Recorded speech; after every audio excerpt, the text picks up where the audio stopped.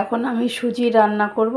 এই সুজি রান্না করার সময় আমি এখানে তেজপাতা দিয়ে দেব, আর হচ্ছে গোটা গোটা গরম মশলা দিয়ে মানে এলাচ দিয়ে দেব। তেজপাতা আর এলাচ দেওয়ার পরে এখানে ঘি দিয়ে দেব। এখানে ঘি দিয়ে এটাকে ভালো করে গরম করব। ভালো করে গরম করার পরে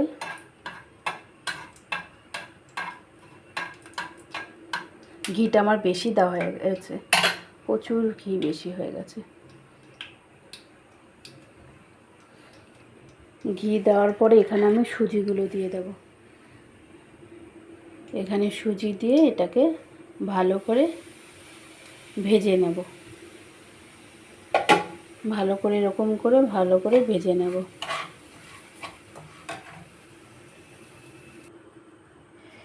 পুরো সুজিটা লাল হয়ে গেছে। লাল হয়ে যাওয়ার পরে দেখো একটা ধোঁয়া ধোঁয়া বেরোচ্ছে, আর খুব সেন্ট বেরিয়েছে, খুব গন্ধ বেরিয়েছে। এটা ঘি দিয়ে যেহেতু ভেজেছি তো এত সুন্দর গন্ধ বেরিয়েছে, মানে গন্ধটাই পুরো পাগল করে দিচ্ছে, এত সুন্দর গন্ধ। এবার আমি এটার মধ্যে চিনি দিয়ে দেব। এরকম করে চিনি দিয়ে দেব, একটু সামান্য নুন দিয়ে দেব, তাহলে মিষ্টির পরিমাণটা ঠিক আসবে। এবার এই চিনি দিয়ে একটু নুন দিয়েছি, এটা ভালো করে আবার একটু নেড়ে নিই। খুব সুন্দর গন্ধ বেরিয়েছে, এই গন্ধটাই খুব ভালো লাগছে, এত ভালো লাগছে। দেখো কি সুন্দর ঝরঝরে মুচমুচে হয়ে গেছে, ঝরঝরে মুচমুচে হয়ে গেছে। এবার এটার মধ্যে আমি দুধ দিয়ে দেবো এখন, আর একটু নাড়া দিয়ে নিই। বেশি আবার লাল হলে কালারটা দেখতে ভালো আসবে না, তাই এখনই আমি দুধ দিয়ে দেবো। এই যে এখানে আমি দুধ দিয়ে দিচ্ছি। দুধ দিয়ে এটাকে ভালো করে এরকম নেড়ে দেবো, তাহলে দেখবা গিট গিট হবে না, একটা যে দলা দলা ভাব পাক খেয়ে যায় সেটা আসবে না। আরেকটু দুধ দেবো, আরেকটু দুধ দিয়ে দেবো আমি এখানে।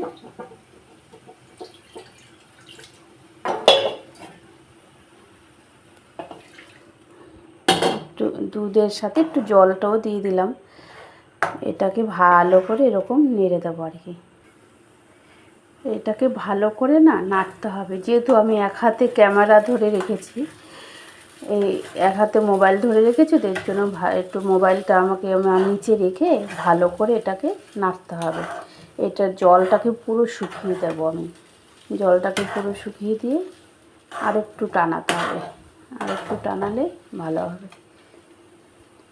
রান্না হয়ে গেছে। এটাকে এরকম গরম গরম থাকতে থাকতে এরকম চাপ দিয়ে দিয়ে দিয়ে দিয়ে দিয়ে দিয়ে গোল মতন করবো, রাউন্ড আর কি, গোলের মতন করে যেরকম করে সব রাউন্ড করে তার মধ্যে এখানে আমি এই কাজু বাদাম ছড়িয়ে দেবো। এরকম করে কাজু বাদাম ছড়িয়ে দেব। এর মধ্যে আমন্ড বাদাম একটু দিয়ে ছড়িয়ে দেবো। এরকম আমন্ড বাদাম ছড়িয়ে দেবো। তারপরে এটার মধ্যে কিশমিশ দিয়ে দেবো এরকম করে।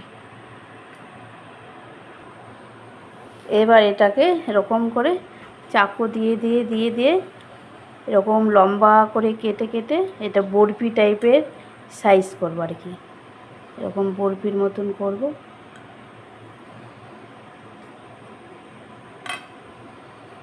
এই দেখো চাকু দিয়ে কেটে কেটে যে এরকম সাইজের বরফির মতন হয়েছে আর কি।